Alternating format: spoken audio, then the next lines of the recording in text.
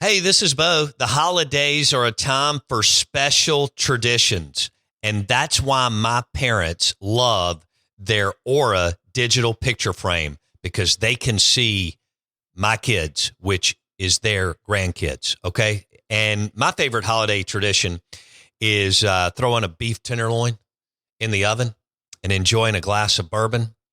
And, you get to take pictures with the family. And that's what you get with Aura digital picture frames.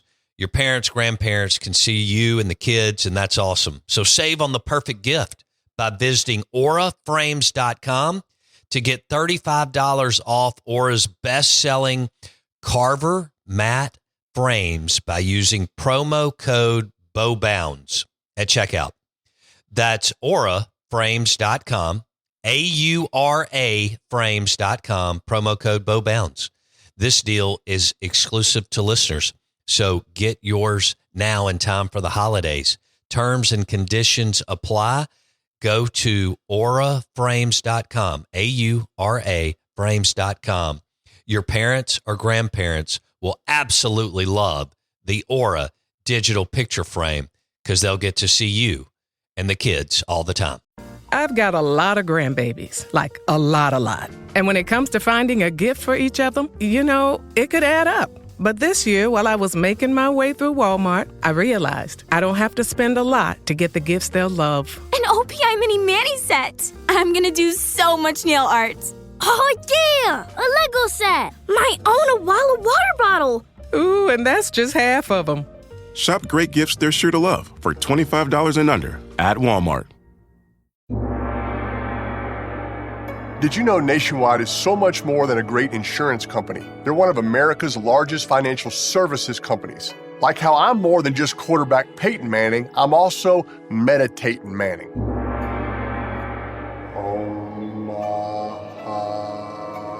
For your insurance and financial needs, Nationwide is on your side. Nationwide Investment Services Corporation, member FINRA, Columbus, Ohio.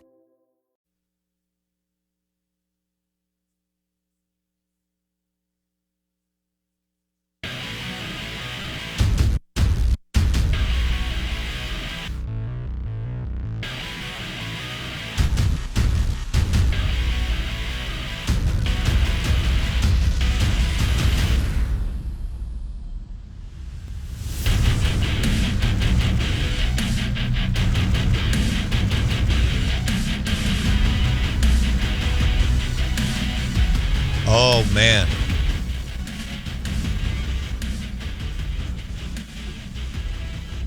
All right, good morning. Welcome in. Out of Bounds. I'm your host, Bo Bounds, 105.9 The Zone ESPN.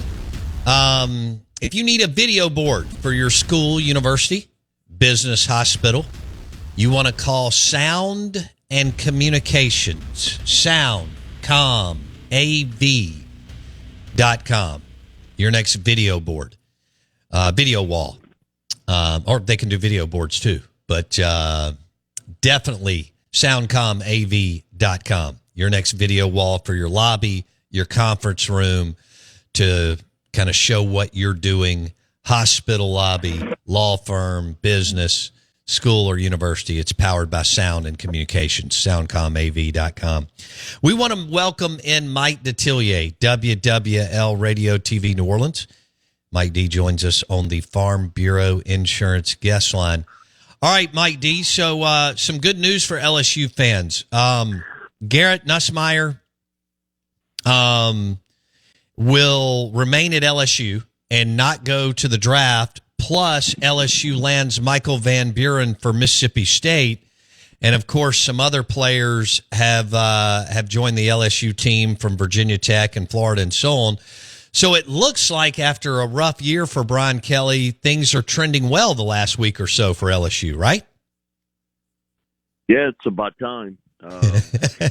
You've had some difficult moments there, but yeah, I think it was important that Garrett come back for another year for his, certainly for LSU's success, to have him come back. Now you got to rebuild your offensive line. I think that's the key area there for them, because you're going to lose Emory Jones. You're going to lose Will Campbell. Dellinger, Miles Frazier, all those guys are going. So you're going to have 4 new starters up front, and that's going to be the key down the stretch. They will be get a couple of good edge rushers and a couple of corners, so that should help them out. But now the emphasis is certainly going to have to be on rebuilding the offensive line. They got some young guys, but virtually no experience there. So that's going to be the key for Kelly over the next week or so. So Brian Kelly going into year 4, is that right, Mike D? Year 4 for Brian Kelly? Yeah, going into year 4. Okay. Yeah. And you got Nussmeier coming back. You got Van Buren as a hell of a backup. He's got a lot of talent. And then you mentioned, though, it's line of scrimmage, baby. That's how you're going to win in this league. A couple weeks ago, we were talking about Brian Kelly and maybe his seat getting warm. And you said, yeah, his seat may be getting warm, but they owe him a fortune on his contract. He's not going anywhere anytime soon. However, on the 2025 season, he kind of said it was playoff or bust. Is that where you are with this program in year 4? With 5 with Brian Kelly, year 4? Yeah.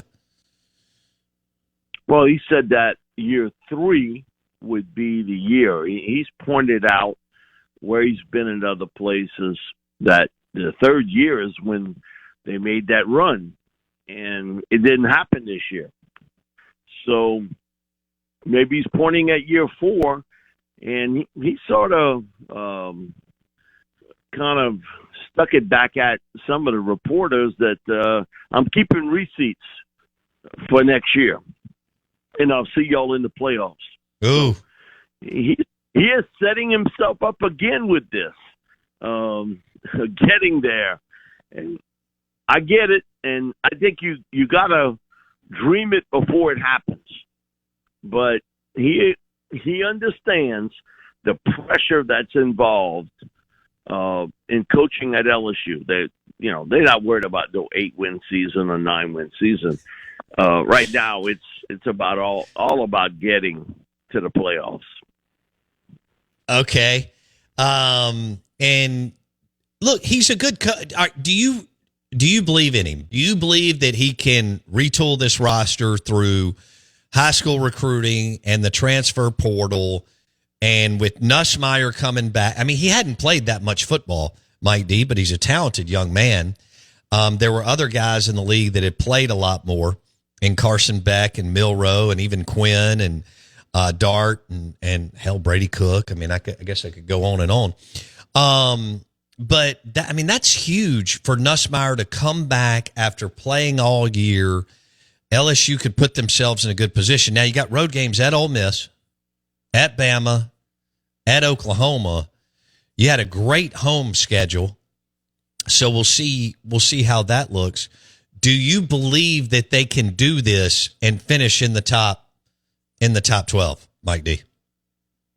That opening schedule in September is difficult. You start on the road against Clemson, and then what you just brought up. So he's gotten off the bad starts here, has not been able to get out of the gate well. Do I think Brian Kelly's a good coach? Yeah, I think he's a very good coach. But he was hard-headed about embracing the NIL era. He said after year 1, we're not going to be involved in all this transfer stuff, that we're going to build this team through high school recruits. Come on. There's a reality check for him that wasn't going to happen.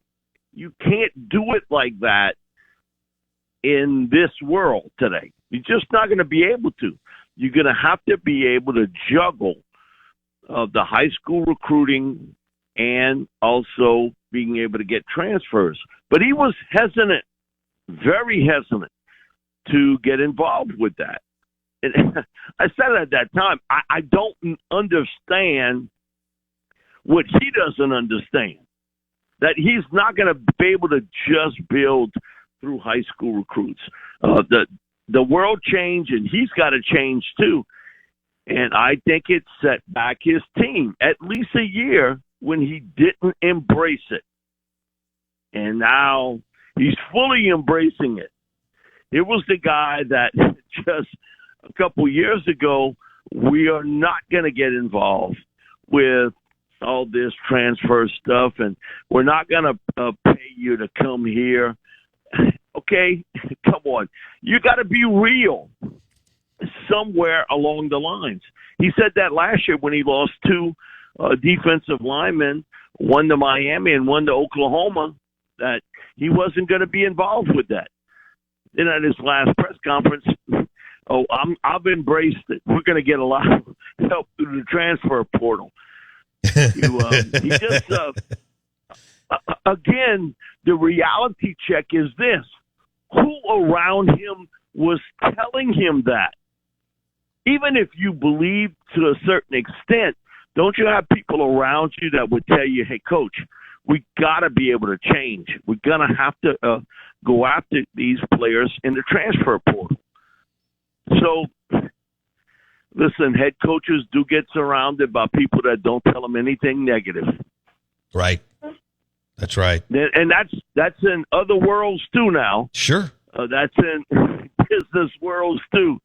So I think he's finally embraced it, but I did think he was very slow in embracing what has happened in college football across the board. Well, he hired Austin Thomas Austin went back to LSU, and he was on Kiffin's staff, and he was the ringleader with Kiffin on the transfer portal. And as you mentioned, they were on the cutting edge.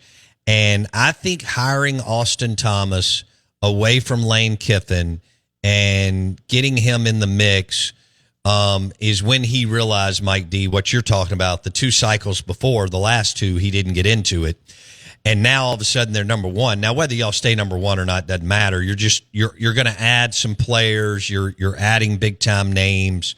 And so I think the hiring Austin Thomas from Kiffin as the general manager was a sign that Kelly was like, oh, blank, I better get into this. Do you agree, Mike D? I agree. I said it last night. I thought behind the scenes hiring Austin Thomas back, because Austin had been here when Coach O was here. Right. And he was part of that recruiting class that won in that 2019 national championship. So I thought that was critical to bring Austin back and to pull him back into the real world of college athletics today. And I think behind the scenes, with all the talk about him changing, somebody had to be the catalyst to that change. Mm-hmm. It was Austin Thomas. Mm-hmm. I agree with you wholeheartedly. We talked about it last night on Sports Talk, that Austin is a major hire here. Now, how these guys turn out is the second part of it. You can recruit them. And look, last year for Ole Miss, I thought defensively, that was the best Ole Miss defensive team I had seen in years. Mm-hmm. Sometimes offensively, it didn't quite gel. They didn't have the rushing attack.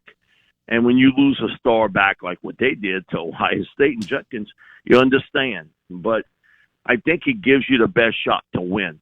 And I think Austin has played a big part of that for LSU.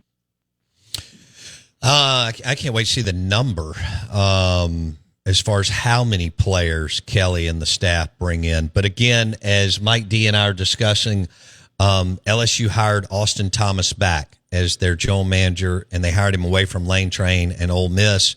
And he and Lane had done a great job the last couple of years in the portal, and now LSU is getting in big. Plus, big news, Garrett Nussmeier coming back, and they convinced Michael Van Buren to come down there and maybe play a role in the red zone, but sit and see how that goes. So got a little more depth down in LSU. Year 4, Brian Kelly's got to do some things. As Mike D said, 8-9 wins, they're not interested. They want to be in the college football playoff. As far as this weekend, Mike D, when you look at Tennessee and what they have up front on the defensive side of the Tennessee Vols going to Ohio State, and what they have up front. I know Nico has been up and down, but goodness, Ohio State's been up and down. They travel. Tennessee travels to Ohio State this weekend. Who do you like in that game and why? I think Tennessee's got more than a fighting chance here. It all boils down to how well Nico plays.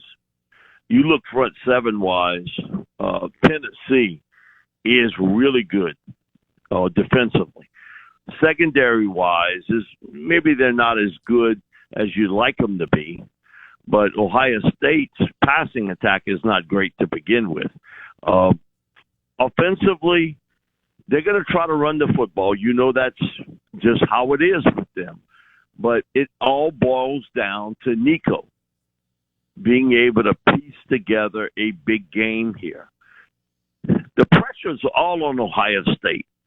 When Will Howard came to Manning Passing Academy, the first thing that came out of his mouth when I interviewed him was, "This is national championship or bust for us." Ooh. I was shocked he told me that in that manner. Wow. And I think there's some pressure that goes along with that, Bo. And you kind of putting pressure on yourself. And look how it ended with them. To lose to, kind of an average Michigan team. And you got beat up in that game. Yeah. You were erratic all year long. Some games you played really well, other games not. Tennessee has got a really pretty chance here to pull off the upset. They really, really do, but it's going to take that big effort from Nico in this moment in time for him, for them to win this game. Ohio State's really good on defense. We've seen it all year long, how well they can play defensively. Again, every once in a while they flash this True. offensive firepower, but it's not consistent at all. And it's something that has stuck in my mind since the day he told me this. But this is back national championship year. Nick Saban at LSU playing Oklahoma.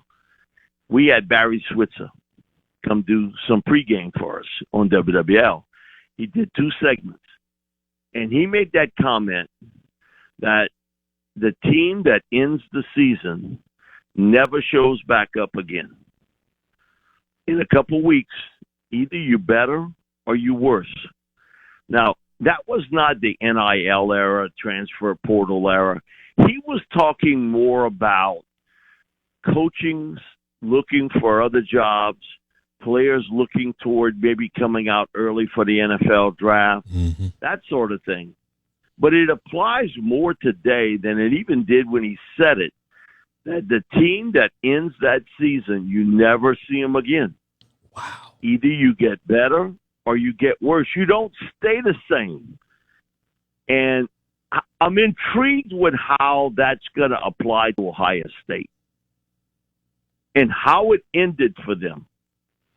And can they kind of jump that emotional ditch?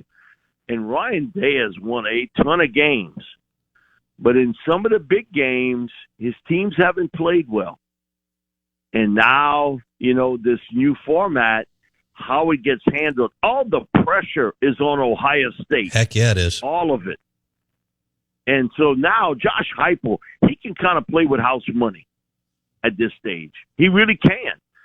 But it's going to boil down to can Nico, turn the engine over on the car. Because without him playing big, they got no shot against the Buckeyes. Does Clemson have a shot at Texas, Mike D? I think Texas bounced back and they win. Clemson, they're also a very erratic team. I just don't trust Klubnik. I just don't, Mike D. I don't trust him either. My thing is eventually, if this gets off to a slow start with Quinn, I think you're going to have to pull the plug. And you're going to have to go with Arch. I think somewhere down the line, that's going to have to happen. And so I like Texas. I just think that they're the more talented team, and defensively, they've played really well this year. I think that's been the untold story of how well they've played on the defensive side of football. To a certain extent, I think they've underachieved on offense. I agree. I thought Ole Miss did. I thought Bama did, and Texas, and even Georgia with Carson. That was the deal. Defense won the day. I like where you're going, though, as far as Texas up front, and that defensive coordinator special. Indiana at Notre Dame. You going Fighting Irish or an upset? Yeah, I like Notre Dame here. I like what I've seen with Marcus Freeman and what he's been able to build there. And they're real physical up front. They've got some big playability. Their secondary is very good. And I think overall it's been a kind of a Cinderella year for Indiana. But I think it comes to an end. And I think Notre Dame wins, and I think they'll win comfortably against Indiana. We're visiting with Mike Detillier, WWL Radio TV New Orleans. He joins us on the Out of Bounds show, Saints, LSU, NFL, college football. He joins us on the Farm Bureau Insurance guest line. Mike, you and I have had this discussion, and so has everybody else in college football, about James Franklin not being able to beat anybody really good. Can you imagine if SMU goes up there and beats Penn State this weekend? Then I do TV every Tuesday with Bobby Hebert and Rich Marty. Rich is graduated from Penn State. He's had two sons play for Penn State. I told him if they lose to SMU, he'll never show back up doing another TV show. And so, he's also, man, he's had it for Franklin that he's got to win these big games. And I think he finally wins one and he beats SMU. Man, you look at Penn State, if they can get out of this and beat SMU, then they play Boise State next. They may have a path to get, to where they want to go to easier than maybe anybody else. But, again, SMU has shown, man, they play with a lot of heart, a lot of grit. But Penn State has much more talent than SMU at this stage of the game. And I think they have more talent than Boise State at this stage. So I think finally Franklin wins a big game and he beats SMU and he moves on. And it wouldn't shock me that they do the exact same thing to Boise State, and they position themselves to make that run. We'll leave it there. Mike Detillier on the Out of Bounds show. We have plenty of time to talk Saints and off-season, and goodness gracious, what direction Loomis and the crew are going to go with that roster. Mike D on the Out of Bounds show and the Farm Bureau Insurance guest line. Brian Kelly has now embraced the transfer portal and NIL. He hired Austin Thomas 11 months ago from Lane Kiffin and Ole Miss for Austin to come back to LSU. And they are all in on the portal and NIL because it is a sense of urgency. Even with all the money Kelly is owed, it's a sense of urgency down in Baton Rouge. Thanks, Mike D. Appreciate you, buddy. Thank you, Bo. And Merry Christmas to Mike Detillier, too. I don't even know what our schedule is next week. I was just thinking about that. But is today Tuesday? Yeah. All right. So we'll have to see how that looks next week. We are the Out of Bounds Show, ESPN 105.9 The Zone. Good morning. Welcome in. And the show is brought to you by Lincoln Road. Lincoln Road Package Store, wine and spirit store in Hattiesburg, Mississippi. Jamie Ferris is he's the barrel. Speaking of transfer portal, Jamie Ferris in Hattiesburg is the barrel pick king. So if a lot of you go down 49, up and back and over and through and so on, you want to go to Lincoln Road and check out all the barrel picks that Jamie Ferris and his team have. They do a great job. They got into the barrel pick game early, and it's a great selection for gifts for you to add to your bar, to sip on some really high-quality premium juice. Lincoln Road Package Store, Hattiesburg, Mississippi. Jamie Ferris. Stop by there when you're going to the coast or coming back or traveling or going to see people or working. That is for sure. We are the Out of Bounds Show, 105.9 The Zone, ESPN. Bo Bounds, Jackson Meadows with you. We're streaming live on the Out of Bounds radio app and thezone1059.com. Don't forget that all of our shows are uploaded on Apple Podcast or Spotify. Search Out of Bounds with Bo Bounds. Michael Van Buren to LSU. Jackson Arnold to Auburn from Oklahoma.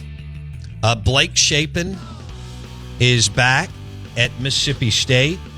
And we'll see what happens with Luke Cromenhawk from Florida State. Luke Cromenhawk. I've been saying the wrong name for 3 days. So, who knew? Maybe now I do. We're going to have some more guys moving around. We'll see what Malik Murphy does. I don't know if that's a done deal, Duke to Kentucky, but quarterbacks moving left and right. Auburn finally decided we got to get a QB, and they have Jackson Arnold from Oklahoma.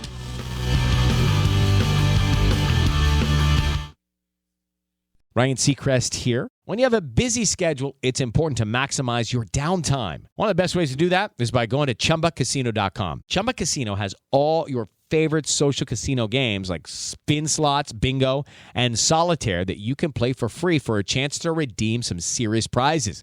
So hop on to ChumbaCasino.com now and live the Chumba life. Sponsored by Chumba Casino. No purchase necessary. VGW Group. Void where prohibited by law. 18 plus terms and conditions apply.